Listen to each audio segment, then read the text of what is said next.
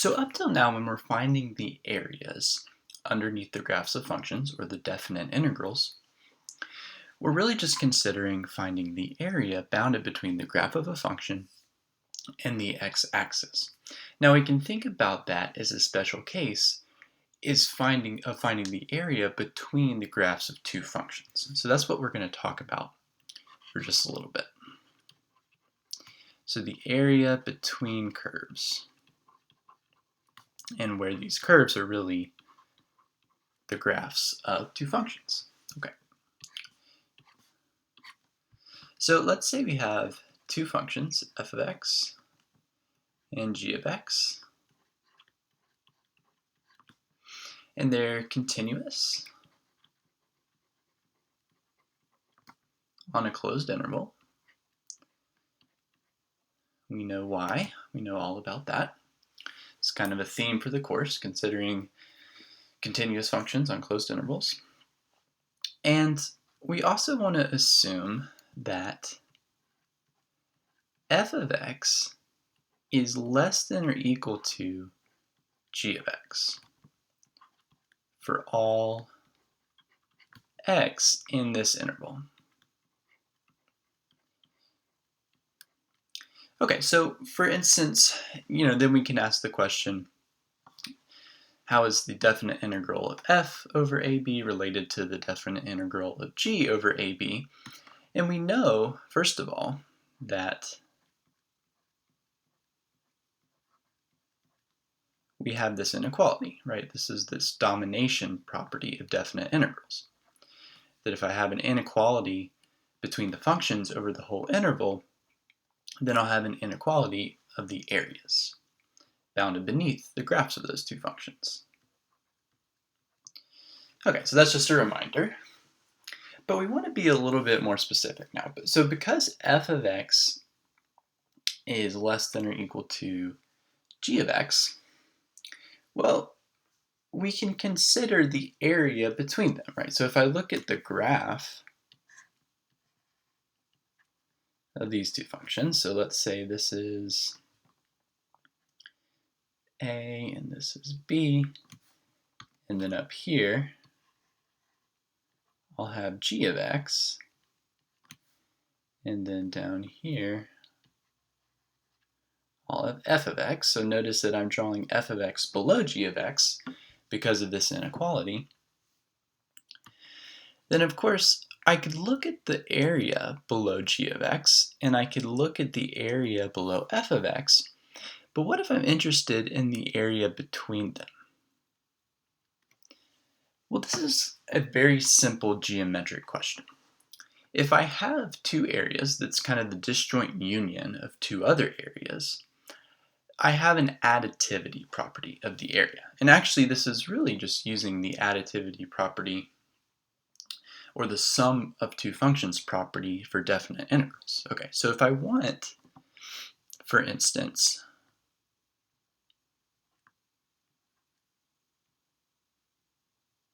this area, it should just be, okay, the area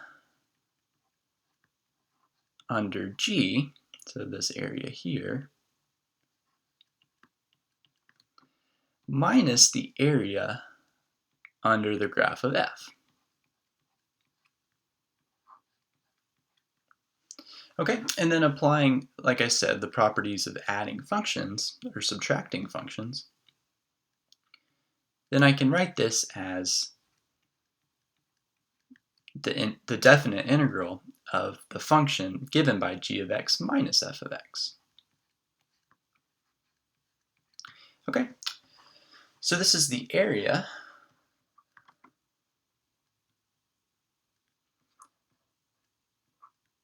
between f of x and g of x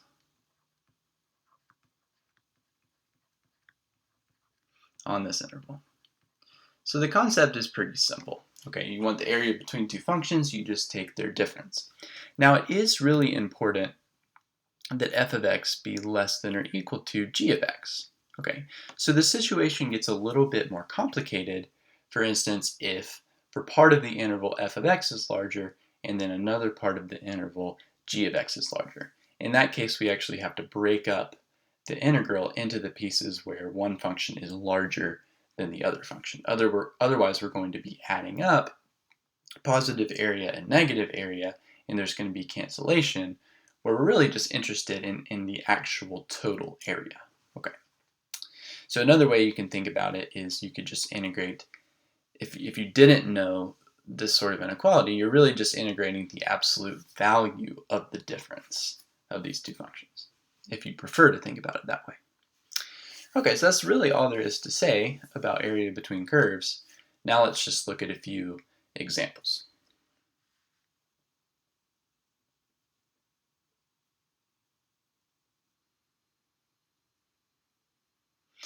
Okay, so here we want to find the area bounded between the graphs of the function 3x minus x squared and 3x cubed minus x to the fourth between x equals 1 and x equals 3. Okay, so the first thing we need to make sure of is to verify which one of these functions is larger. And we need to make sure that they don't actually switch signs, or what I mean is, f is larger on part of this interval and g is larger on another. So what we expect to happen here, here's 1 and here's 3. So we would like it to be the case that we have, maybe g of x on top and then f of x on bottom.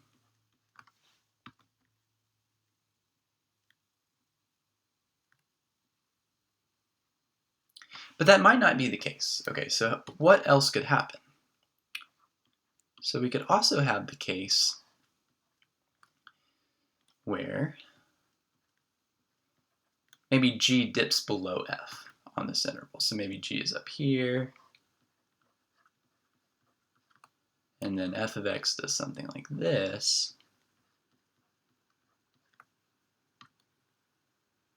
So then we look, and we would actually have to break up the integral into two pieces. We would have to look at g minus f between here and here, and then f minus g between here and here.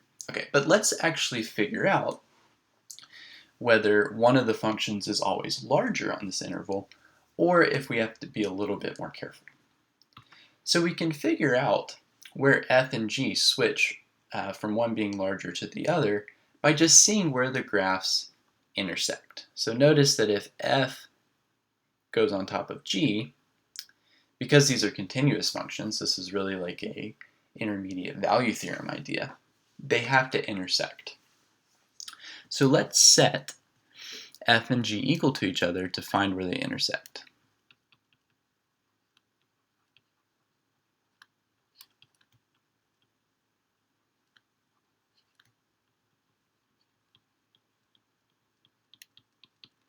Okay, so if we set 3x minus x squared equal to 3x cubed minus x to the fourth, well, this is a little tricky, but what we can do, let's put everything on one side. So I'm going to add x to the fourth, subtract 3x cubed. Let's see, I'm subtracting x squared and then adding 3x, so I just put everything on the left-hand side. This is a degree 4 polynomial. Now typically when we have a polynomial of this degree, we want to try to guess a root, maybe using something like the rational root theorem, and then doing some synthetic division.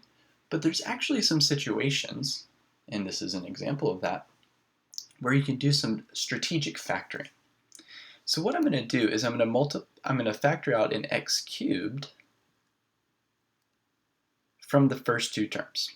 And notice I'm left with x minus 3. Okay, that's just from these two terms. And then I'm going to factor out an x from these two terms. So that's going to be minus, actually I'm going to factor out a minus x. So minus x, and then what I'm left with is also x minus 3.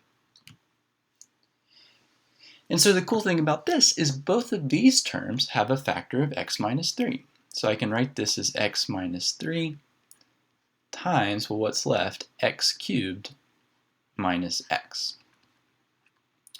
And then this x cubed minus x, I can certainly factor out an x, and then I'm left with x squared minus 1, but that's x minus 1 times x plus 1. Okay?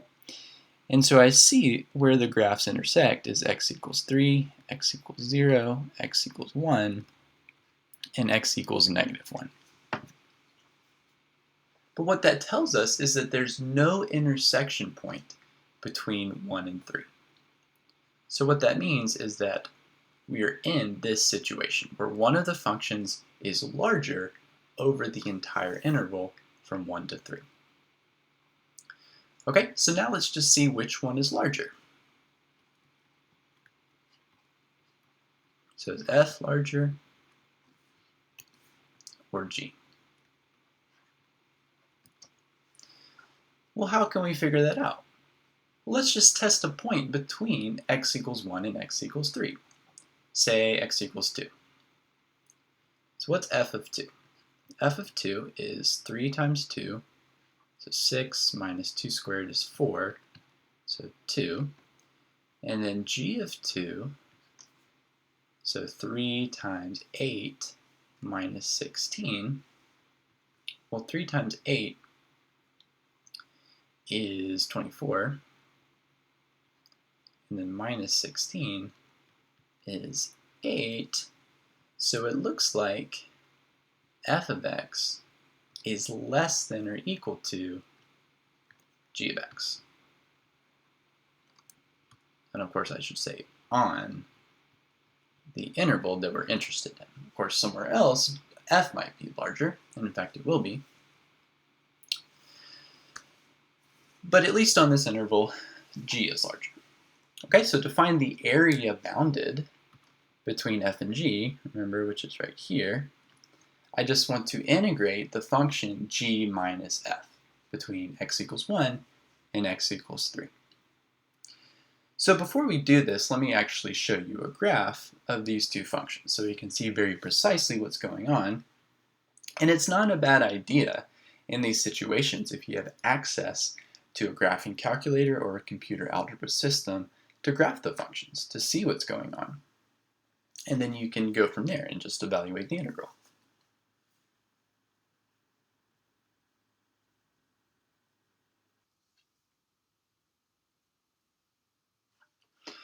Okay, so here you see a graph that I made on the computer of the function 3x minus x squared, which is down here.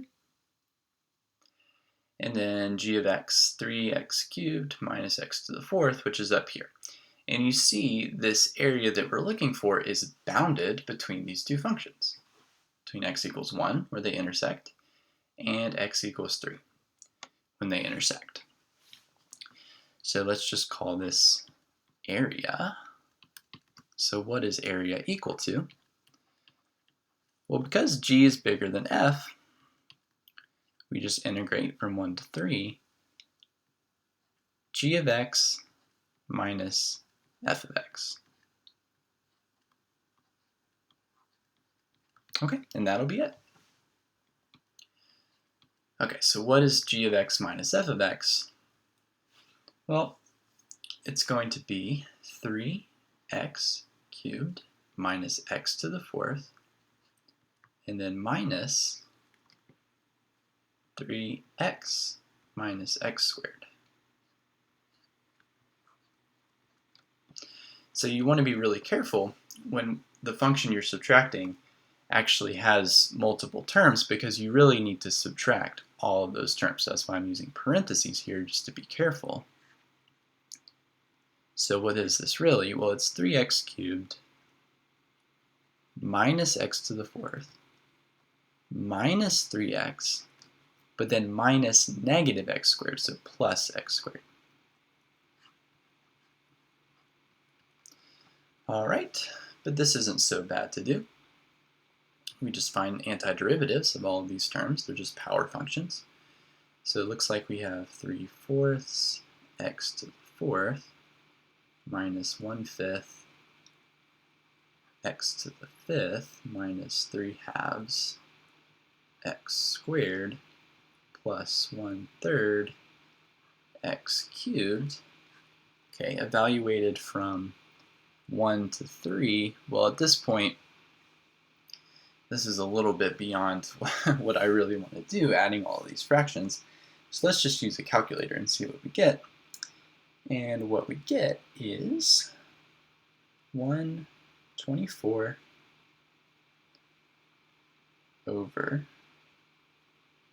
15. Okay, so that is the area that's bounded between the graph of these two functions. So like I said, there's not a lot really to think about once you know, okay, this function is on top, this one's on bottom, I just take the difference, I know where they're bounded between, and that's it.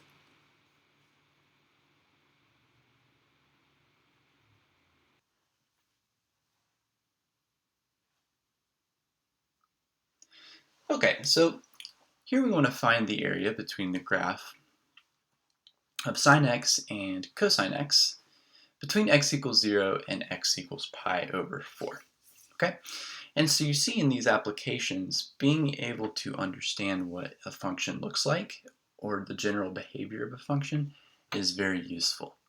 So let's just think about sine and cosine between 0 and pi over 4. So we know sine x starts at 0, goes up, and then oscillates down, right? And now here, this is 2 pi, and this is pi, okay? And then, so that's sine x. What about cosine x? Well, cosine x starts up at 1, and then dips down, and then goes to -1, and then dips down. Okay, so it's just kind of a phase shift of sine x, that's cosine x. Okay, and where is pi over 4? So remember, this is pi over 2, and this is 3 pi over 2.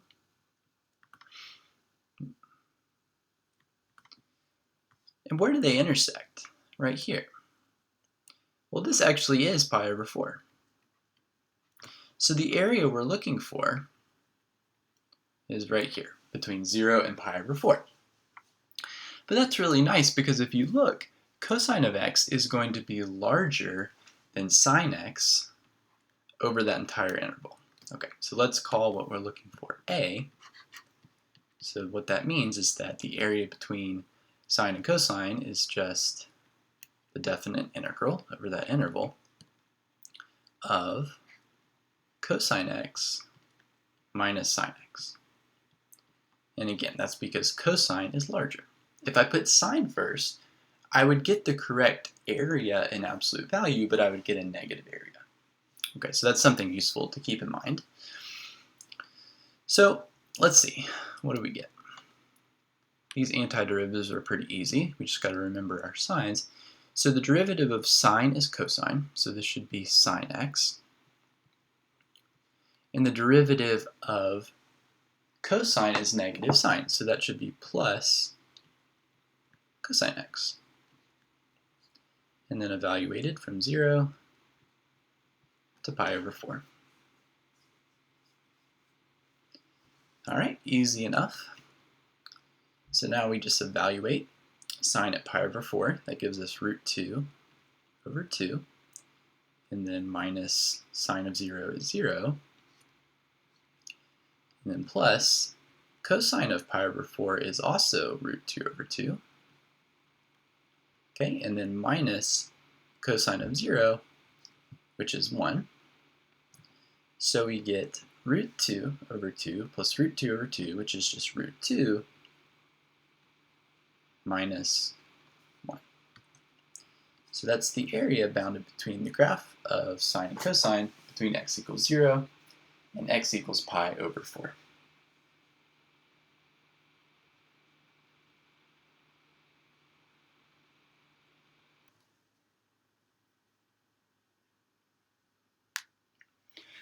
Okay, so we want to find the area bounded between the graphs of these two functions.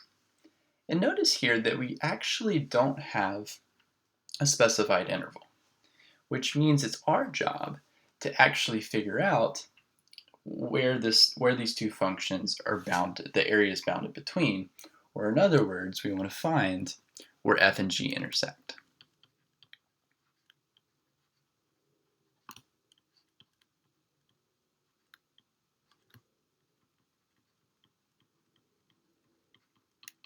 And of course we do this by setting them equal. So where does x squared equal to minus x squared? Well, let's add x squared, so we get 2x squared equals 2. We can divide by 2. X squared is 1, and hopefully by now this is pretty easy for you to solve. So x is plus or minus 1. So that means the graph of f and g intersect at x equals -1 and x equals 1. So there's just going to be one bounded region between -1 and 1. But which function is larger, f or g? Well, we just need to pick a test point between 1 and -1. So let's pick 0. So f of 0 is 0, and g of 0 is 2. So that means that f of x is less than or equal to g of x on this interval, -1 to 1. So the area is simply going to be the integral from -1 to 1 of g of x minus f of x. Okay, which is just -1 to 1. 2 minus x squared, and then minus x squared minus f of x. Okay, and this is just, let's see, 2 minus 2x squared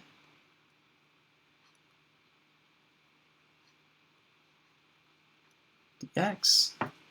Okay, looks good.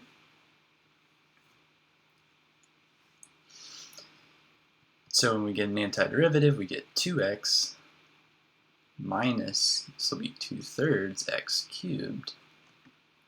And then we want to evaluate from -1 to 1. Okay, so let's just do some scratch work here. So if we plug in 1, we get 2 minus 2/3. Okay, and then we're going to subtract, plugging in -1. But if we plug in -1, we're going to get 2 minus 2/3, but all negative. Okay, so in other words, -2 plus 2/3. So I can just change that to a plus, actually. So 2 minus 2/3. So that's going to be 4 minus 4/3. Okay. 4 is 12 over 3, so it looks like we get 8/3. Alrighty, and that's going to be the area bounded between these two graphs. And now if you ask, what about when x is less than -1 or larger than 1? Well, that area is going to be unbounded, okay, because f and g are going off to infinity. Okay, so specifically f is going off to infinity and g is going off to -infinity. So there's no bounded area. So the only bounded area is between -1 and 1.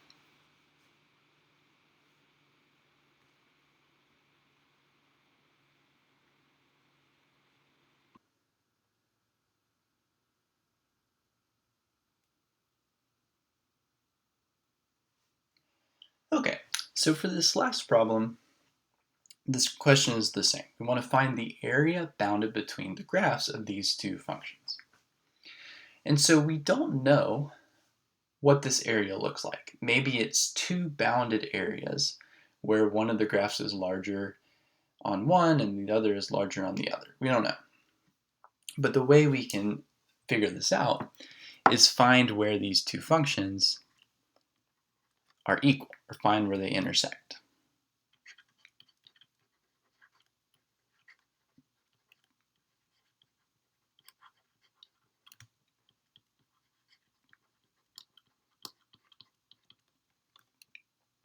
So we want to set, let's call this one y1 and this one y2.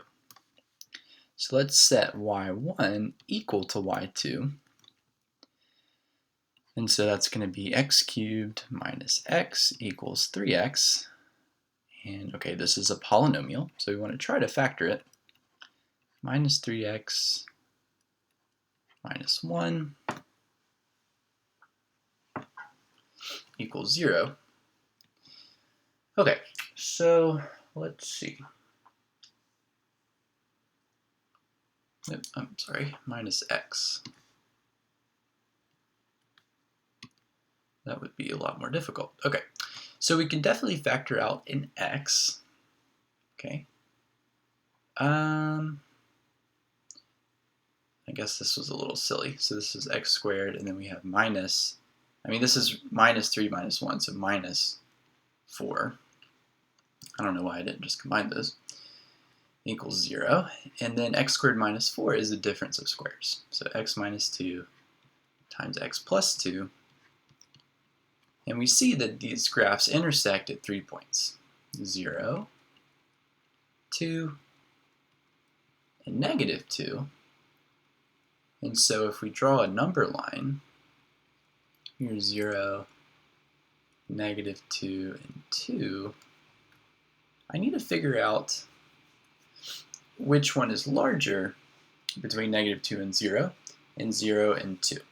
Because out here, the area will be unbounded. And over here, the area will be unbounded. But it's going to be bounded between negative 2 and 0 and 2. So let's see. X cubed minus x. Let's plug in 1. We're going to get 1 minus 1. Let's plug in negative 1. So we're going to get negative 1 minus negative 1, so 0. And then if we plug in 3x, we're going to get negative 3. So it looks like over here, x cubed minus x is larger. But then if I plug in 1, this is also 0. And this is 3. So x cubed minus x will be smaller over here. Okay, so hopefully that makes sense. So I did that just by testing negative 1 and 1. Okay, but the point is between negative 2 and 0, x cubed minus x is larger. Between 0 and 2, 3x is larger. So I actually need to do 2 different intervals. So my area, let me just set it up on this slide, is going to be negative 2 to 0 of x cubed minus x minus 3x. Okay, that's going to be that area, and then plus 0 to 2. But now I have to do 3x minus x cubed minus x. Okay, so that's the integral I need to evaluate. But before we do it, let's actually look at a graph. And again, it's not a bad idea just to graph the functions from the start to really see what we're looking at here.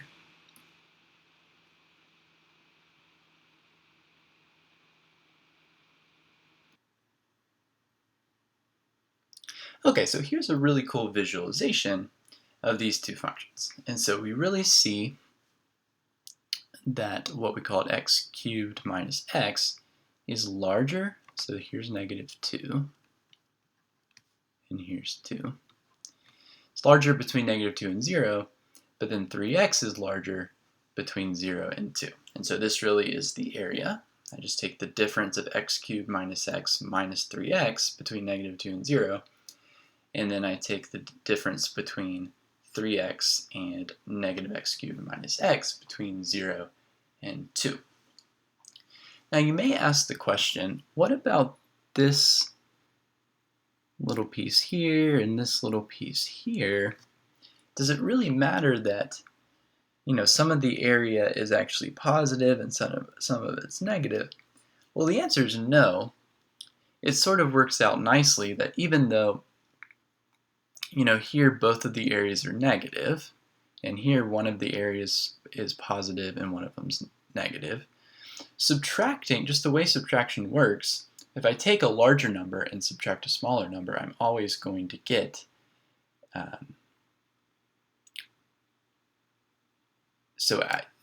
I'm actually always going to get a positive number. And so when I say smaller, I really mean an absolute value.